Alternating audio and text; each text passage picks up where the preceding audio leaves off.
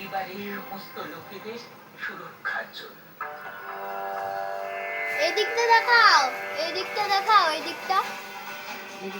এটা আমাদের পরিবারের একতা। সবসময় মাইক কেন? হ্যালো বন্ধুরা, দেখো আমাদের এখানে কি সুন্দর হনুমানে খেলা করছে।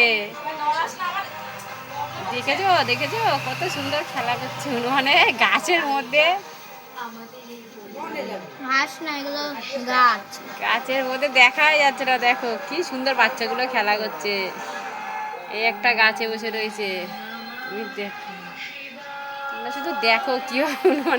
দেখো এখানে উল্টো ঝুলেছিল। দেখো এই বাচ্চাটা কত এই দেখো এইখানে বসে আছে, কত সুন্দর।